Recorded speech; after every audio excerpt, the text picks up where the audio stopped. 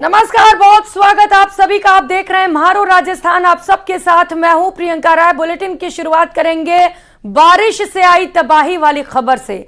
UP से लेकर बिहार और गुजरात तक बारिश और बाढ़ से कोहराम मचा है। 8 अलग अलग तस्वीरें आपकी टीवी स्क्रीन पर देखिए। कैसे चारों तरफ जल प्रलय दिख रहा है। यूपी के गोरखपुर में बाढ़ के पानी ने जब कब्जा किया तो बच्चे नाव से स्कूल जाते नजर आए। उधर कुशीनगर में मूसलाधार बारिश से जनजीवन अस्त व्यस्त है। पीलीभीत और हरदोई में भी बाढ़ से लोग परेशान दिखे। यूपी जैसा हाल बिहार में भी नजर आया। वहां के कई जिले बाढ़ की चपेट में हैं। गुजरात के वलसाड में अहमदाबाद मुंबई नेशनल हाईवे पर पानी भर गया, जिसकी वजह से लोगों को मुश्किलों का सामना करना पड़ रहा है। तो 8 अलग अलग तस्वीरें बयां कर रही हैं कि बारिश के बाद किस तरीके से कई जगह डूब चुके हैं। बर्बादी का मंजर नजर आ रहा है। तो सिर्फ मैदानी इलाकों में ही बाढ़ का कहर नहीं बरपा है, बल्कि पहाड़ों में हाल और बुरा है। उत्तराखंड से लेकर हिमाचल प्रदेश तक हर जगह भारी बारिश से हाय तौबा मची है। उत्तरकाशी में नदी नाले उफान पर दिखे। वहीं जोशीमठ में जमीन खिसकने से आई तबाही के बाद रास्ते को साफ किया जा रहा है। वहीं नैनीताल में भी कई जगह पर जमीन खिसकने से मलबा गिरने से रास्ते खराब हो गए, जबकि हिमाचल प्रदेश के लाहौल स्पीति में पत्थरों का सैलाब उमड़ता नजर आया। तो सबसे पहले बात उत्तराखंड की करेंगे, जहां पर उत्तरकाशी में भारी बारिश से जनजीवन अस्त व्यस्त नजर आया। उत्तरकाशी में बथेड़ी नदी से लगा एक नाला उफान मारकर बहने लगा। देखते ही देखते नाले से पानी के साथ मलबा बहता हुआ भी नजर आया। इस भयानक मंजर को देखकर हर कोई सहम गया। इस मंजर को देखकर नदी के किनारे रहने वाले लोग डरे हुए हैं। पहाड़ों पर लगातार बारिश के बाद से हर जगह पर तबाही का मंजर सामने आने लगा। बादल फटने से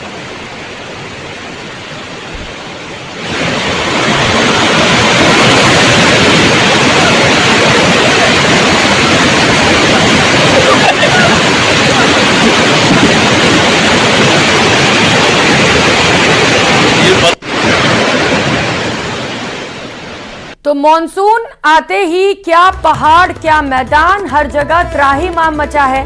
देश के कई राज्य बाढ़ की चपेट में हैं। उत्तर प्रदेश से लेकर मध्य प्रदेश, बिहार और महाराष्ट्र तक बारिश की जद में कई जिले आ चुके हैं। बड़ी खबर यह है कि यूपी के कई जिले बाढ़ की चपेट में हैं। कई नदियां बाढ़ से प्रभावित हैं, कई खतरे के निशान से ऊपर बह रही हैं। गांव के गांव टापू में तब्दील हो चुके हैं। नेपाल की नदियों में आई बाढ़ का असर नेपाल से सटे जिलों पर भी पड़ रहा है। यही हाल बिहार का भी है। वहां के कई जिले बाढ़ की चपेट में हैं। कोसी नदी के पानी में कई गांव डूब चुके हैं। राहत और बचाव का काम तेजी से चल रहा है। तो उधर बिहार के सहरसा में बाढ़ के बीच एक हैरान करने वाला नजारा मिला। सहरसा में बाढ़ के बीच एक नाव पर सवार होकर कुछ टीचर स्कूल जाने के लिए निकले, लेकिन इस दौरान वो नदी में भटकते रहे और करीब 2 घंटे तक ये सभी टीचर नदी में ही फंसे रहे, जबकि नाव से नदी पार करने में सिर्फ 45 मिनट का वक्त लगता है। बावजूद इसके ये सभी टीचर 2 घंटे पानी में भटकते रहे। बताया यह गया है कि मौसम खराब होने की वजह से नाविक को नदी के किनारे का पता नहीं चल पाया, जिसकी वजह से वो भटकता रहा।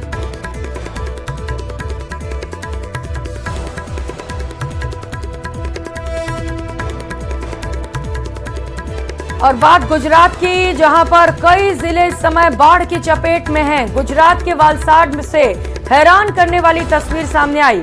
भारी बारिश की वजह से अहमदाबाद मुंबई नेशनल हाईवे पर पानी भर गया, जिसमें एक एम्बुलेंस डूबी नजर आई। दरअसल हाईवे पर पानी भरे होने की वजह से हादसे हो रहे हैं और इसी हादसे में मोटरसाइकिल सवार पति पत्नी की मौत भी हो गई थी, जिन्हें लेने के लिए एम्बुलेंस जा रही थी, लेकिन ये भी हादसे का शिकार हो गई और पानी में डूब गई।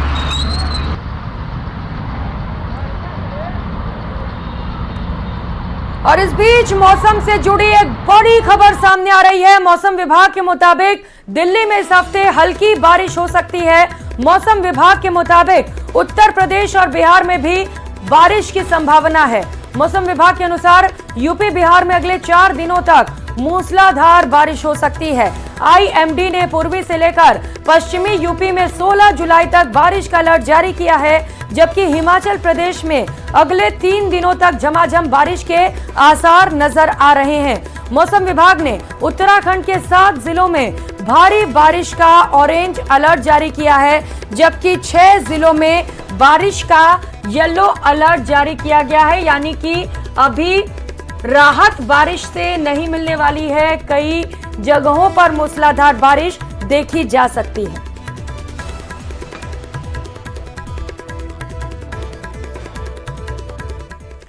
और खबरों में आगे बढ़ेंगे। अनूपगढ़ से बड़ी खबर है। घड़साना में बीती रात हुई बारिश आफत बन गई। लगातार बारिश ने जनजीवन अस्त व्यस्त कर रखा है। कई जगहों पर जल जमाव से लोग परेशान हैं। निचले इलाकों के घरों में पानी घुस चुका है। पानी निकासी की समुचित व्यवस्थाएं भी नहीं है, जिसे लेकर स्थानीय लोगों में आक्रोश व्याप्त है, क्योंकि प्रशासन के दामों की पोल खुल गई है। ये तस्वीर देखिए, जहां पर बारिश का सिलसिला एक और जहां जारी है, तो वहीं लोगों के घरों तक पानी पहुंच चुका है। लोग अपने घरों से बाल्टी के जरिए पानी निकालने में लगे हुए हैं और इसे लेकर स्थानीय लोगों में आक्रोश भी है, क्योंकि प्रशासन की ओर से समुचित व्यवस्थाएं नहीं की गई, जिसके चलते परेशानी स्थानीय लोगों को उठानी पड़ रही है। तो अनूपगढ़ से ये तस्वीर सामने आई है और लगभग कई लोगों के घरों में ऐसे ही हालात हैं अनूपगढ़ में इस वक्त, जहां पर मूसलाधार बारिश के चलते घरों और दुकानों तक पानी जा पहुंचा है। लोगों का कहना है कि अगर प्रशासन ने समय रहते नालों की सफाई कराई होती तो ये दिन नहीं देखना पड़ता। खबर बीकानेर से, जहां पर देर रात आई तेज बारिश ने पूरे शहर को तरबतर कर दिया। शहर के कई निचले इलाकों में पानी भर जाने से लोगों का घरों से निकलना मुश्किल हो गया है। एक ही बारिश ने प्रशासन के मॉनसून की तैयारियों की पोल खोल कर रख दी। ये रिपोर्ट देखिए।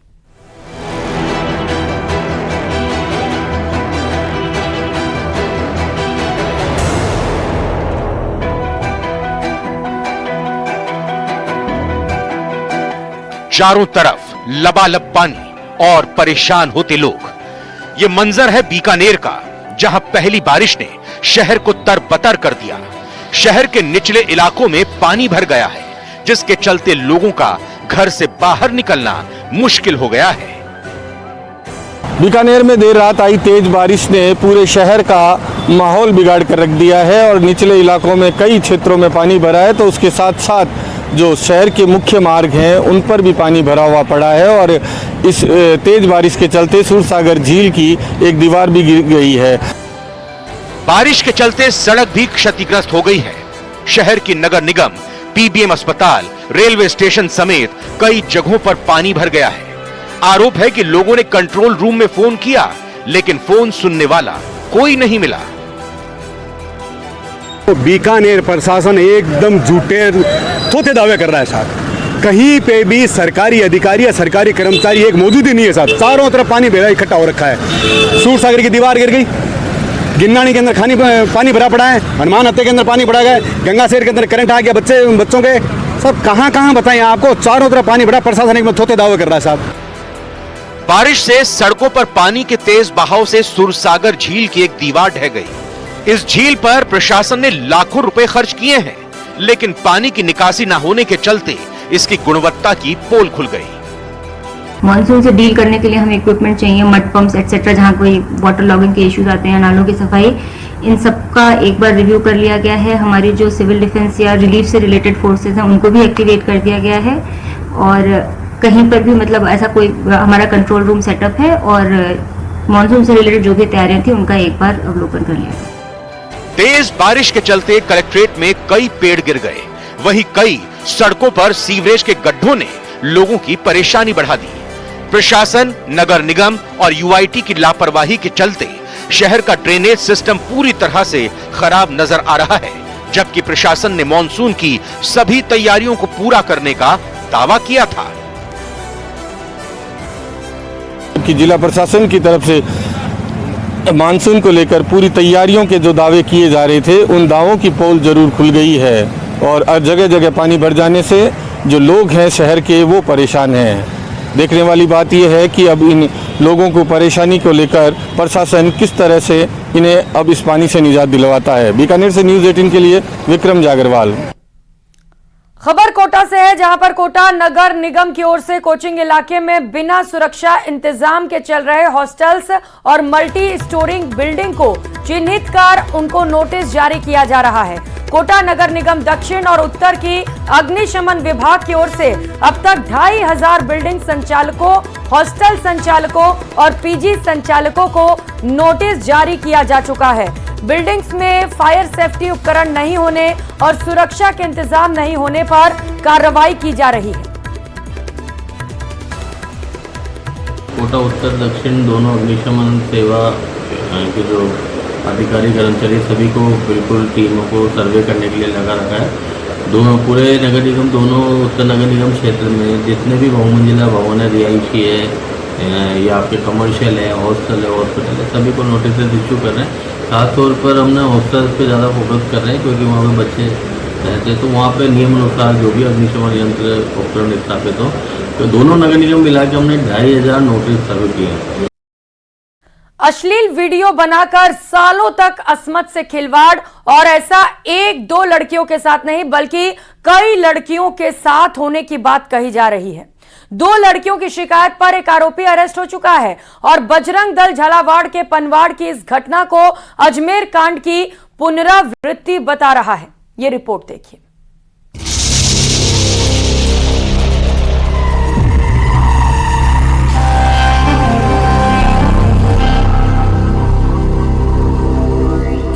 वीडियो बनाकर सालों तक दुष्कर्म, रेप के बाद वायरल किए फोटो, लव जिहाद का अड्डा बना झालावाड़ का पनवाड़।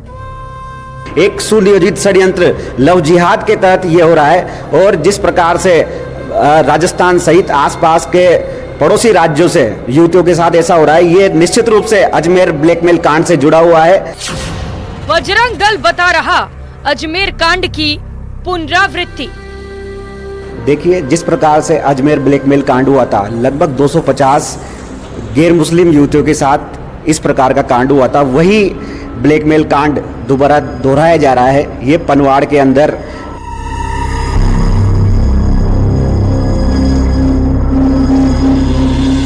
हिंदू लड़कियों को बहला फुसलाकर उनके अश्लील वीडियो बनाकर ब्लैकमेलिंग कर दुष्कर्म का गंभीर मामला सामने आया है झालावाड़ जिले के पनवाड़ कस्बे से। अब तक 2 पीड़िताएं सामने आ चुकी हैं जिनके साथ पहले अश्लील वीडियो बनाया, लंबे समय तक उनका दुष्कर्म किया और बाद में उनके अश्लील वीडियो को सोशल मीडिया पर वायरल कर दिया। पहले गांव की लड़कियों के अश्लील वीडियो बनाना, फिर ब्लैकमेलिंग का खेल और फिर दुष्कर्म। जब मन भर गया तो लड़कियों के अश्लील वीडियो सोशल मीडिया पर वायरल कर दिए। घटना झालावाड़ जिले के पनवाड़ की है। अब तक 2 पीड़िताएं सामने आ चुकी हैं। पनवाड़ के युवक वसीम खान पर आपत्तिजनक फोटो वीडियो के आधार पर 4 सालों तक देह शोषण का आरोप है। वहीं दूसरी युवती ने 8 साल तक ब्लैकमेलिंग के साथ दुष्कर्म का आरोप लगाया है। 8वीं से साथ पढ़े हुए हम, 8वीं से, तो वो मतलब 8वीं से ही जानता है मुझे, मैं भी उसे जानती हूँ। उसके बाद में हमारी बात होने लगी थोड़ी थोड़ी। फिर उसके बाद में वो उसकी शॉप हमारे घर के पास ही है, तो हम वहाँ नहाते हैं ना, जहाँ पे वो आया वहाँ पे वीडियो बनाई, उसने वीडियो बनाई, फ़ोटो खींचे वगैरह ये किए। और फिर उनके बाद में वो 1-2 साल वापस पीछे मेरा मोबाइल लिया, उसके बाद उससे बात हुई। फिर वो बात हुई तो फिर है ना वो मुझे ब्लैकमेल करने लगा कि है ना मैं तेरी फ़ोटो वायरल कर दूँगा, तेरी फ़ोटो वायरल कर दूँगा और तेरे घर वालों को भी मार दूँगा, ये वो, और अगर तू ये नहीं करेगी ना तो मैं तुझे भी मार दूँगा। कितने साल तक ये सब कुछ करता रहा वो? 8 साल तक। 8 साल तक। हाँ। वहीं पनवाड़ के ग्रामीण और परिजनों का गंभीर आरोप निकलकर सामने आ रहा है कि इस तरह का खेल लंबे समय से वहां खेला जा रहा है। ग्रामीण परिवेश की लड़कियों को पहले बहला फुसलाकर फंसाया जाता है, उनके वीडियो बनाए जाते हैं और अश्लील वीडियो के साथ जिंदगी बर्बाद करने का खेल शुरू हो जाता है। मुस्लिम समाज का लड़का है, उसके फ़ोन में हमने बहुत सी बार सुन लिया था कि 8 से 10 लड़कियों की वीडियो इसके पास और सब जगह ग्रुप में फैला रहा है। हमारे दोस्त भी हैं, उनके पास हमने जा के देखी को ऐसे कर रहा है वैसे कर रहा है। ये बेचारी 2 लड़कियां थी, ये सामने आई तो वो सब जाके बोलते हैं कि वो ऐसा कर रहा है वैसा कर। अभी पास में एक हमारे मोहल्ले में है, तो उस लड़की की वीडियो बेचारी की तो भी रोती है, चिल्लाती है। उसकी ऐसे कितनी बच्चियां हैं? कम से कम उसके फ़ोन में 8 से 10 लड़कियों की ऐसी वीडियो है जिसको आप देख के एक बार तो आप खुद भी हैरान हो जाओगे। बजरंग दल ने कोटा रेंज के आईजी को पूरे मामले की शिकायत दी। शिकायत के बाद पनवाड़ थाना पुलिस ने आरोपी वसीम खान के खिलाफ धारा 376 और 506 के अलावा SC/ST एक्ट की धाराओं में मामला दर्ज किया है। बजरंग दल के प्रांत संयोजक योगेश रैनवाल का दावा है कि ये कांड अजमेर ब्लैकमेलिंग कांड जैसा ही है। जल्द ही कई और पीड़िताएं सामने आने वाली हैं।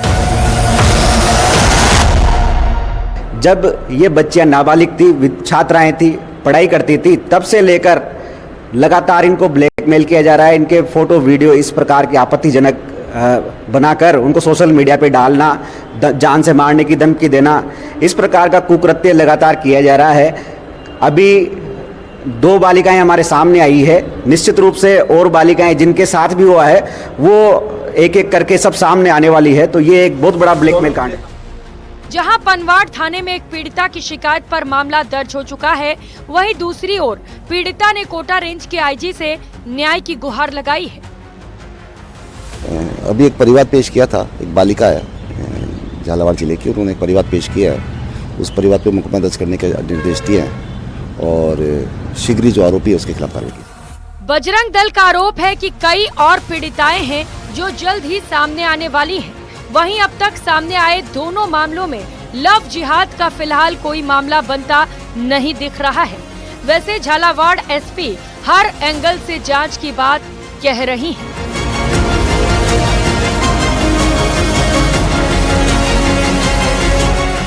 हिंदू संगठनों के कार्यकर्ताओं ने कोटा आईजी को भी एक ज्ञापन दिया है और सारे मामले में निष्पक्ष जांच की मांग की है।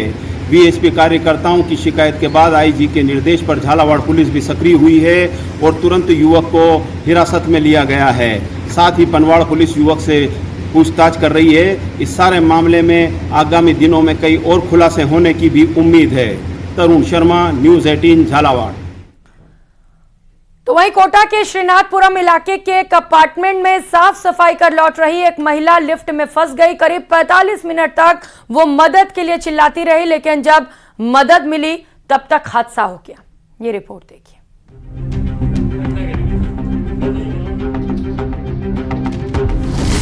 तीसरी मंजिल से बेसमेंट में गिरी महिला।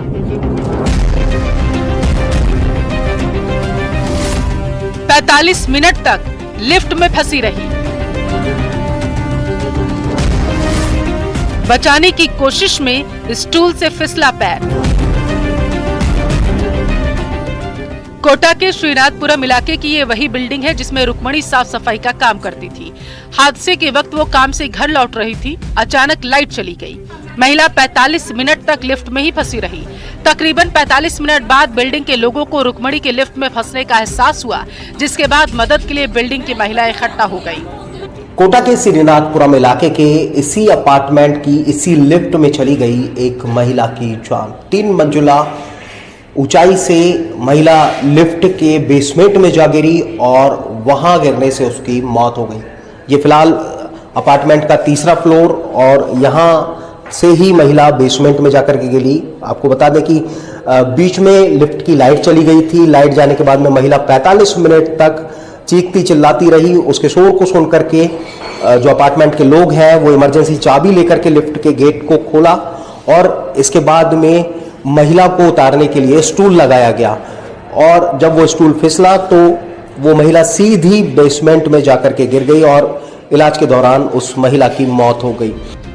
इमरजेंसी चाबी से लिफ्ट को खोलने की कोशिश की गई, लेकिन तीसरी मंजिल से स्टूल लगाकर उतरते वक्त पैर फिसलने से वो बेसमेंट में जा गिरी, जहां पानी भरा हुआ था। जिसके बाद बिल्डिंग के लोग उसे मेडिकल कॉलेज लेकर पहुंचे, जहां डॉक्टरों ने उसे मृत घोषित कर दिया।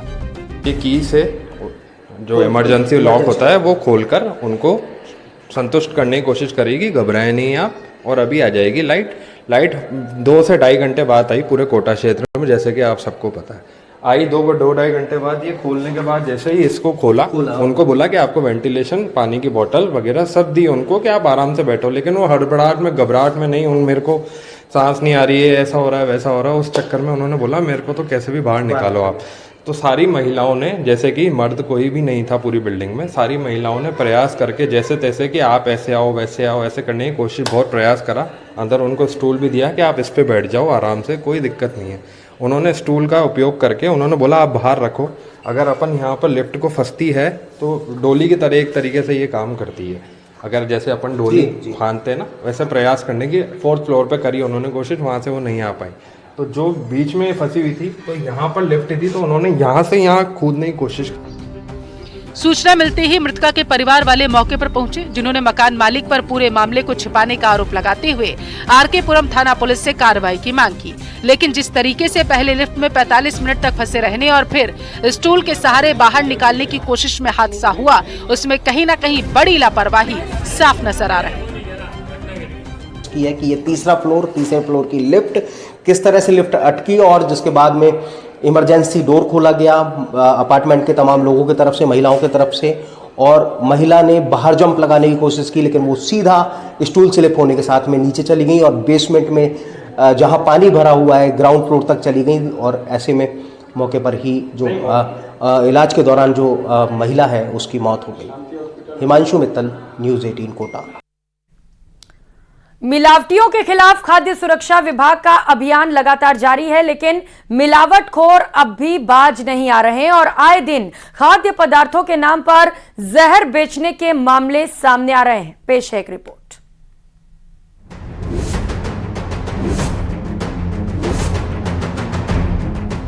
इस साल खाद्य सुरक्षा विभाग ने मिलावटखोरों पर प्रदेश भर में ताबड़तोड़ छापेमारी की और 40,000 किलो से ज्यादा मिलावटी खाद्य सामग्री नष्ट की। खाद्य विभाग की टीमों ने 18,324 जगह पर नमूने लेकर खाद्य पदार्थों की जांच करवाई तो चौंकाने वाला खुलासा हुआ है। करीब 10% यानी 1,750 नमूने अमानक यानी कि अशुद्ध और मिलावटी मिले हैं। माननीय मुख्यमंत्री जी के निर्देश पर ये हुआ है और उनकी दृढ़ इच्छा है कि राजस्थान वासियों को शुद्ध आहार खाने को मिले। उसी परिप्रेक्ष्य में सारा अभियान उनके निर्देशन में चल रहा है और लगातार कार्रवाइयों से ढेर सारी जो मिलावटी चीज़ें हैं वो पकड़ी गई हैं और इसका काफ़ी इम्पैक्ट देखने को मिल रहा है। लगभग 46 जो ब्रांड नकली थे वो राजस्थान छोड़ गए।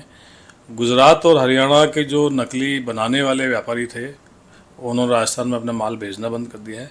यहाँ के कुछ व्यापारियों ने उनका सारा माल वापस लौटा दिया है। शुद्ध आहार मिलावट पर वार अभियान के दौरान दूध, घी, तेल, मिठाइयाँ समेत बाजार में बिक रही खाने पीने की ज्यादातर चीजों में मिलावट का खुलासा हुआ। आपको जानकर हैरानी होगी कि राजस्थान में बेचा जा रहा पनीर, जिसमें से करीब 90% पनीर नकली या मिलावटी है।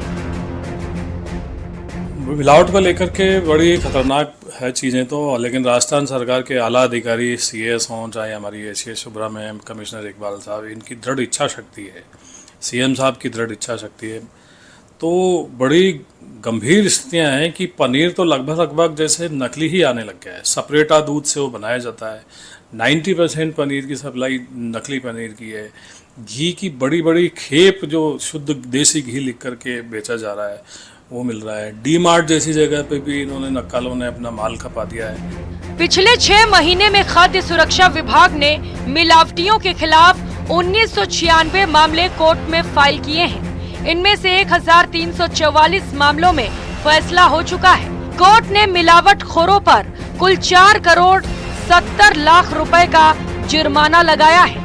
लेकिन इसके बावजूद मिलावटखोरी का खेल लगातार जारी है। सौरभ गृहस्थी, न्यूज़ 18 राजस्थान, जयपुर। और इस बीच राजसमंद से बड़ी खबर है। डंपर मालिक के घर में घुसकर मारपीट की गई। पुलिस पर मारपीट के आरोप लगे हैं। परिजनों ने मारपीट का वीडियो भी बनाया है। पुलिस पर मारपीट और धमकाने के आरोप लगे हैं। पुलिस ने 2 व्यक्तियों को हिरासत में लिया। पुलिस की गाड़ी को टक्कर मारने की कोशिश के भी आरोप लगे हुए हैं। ये वीडियो देखिए जहां पर पुलिस पर मारपीट के आरोप है। के नीचे भाड़ा वाला रहवा जो गेट खोल दी तो अचानक मैं ऊपर आई गया और पापा ने जगह पचा उठाया उन्होंने तो वे जबरदस्ती पापा ने ले जावा लगे। मैं वीडियो बना रही तो मारो फोन ही झपट ली तो गाली गलौज करवा लाग गया। इस बुलेटिन में फिलहाल इतना ही। खबरों का सिलसिला जारी है। आप देखते रहिए प्रदेश का नंबर 1 न्यूज चैनल। नमस्कार।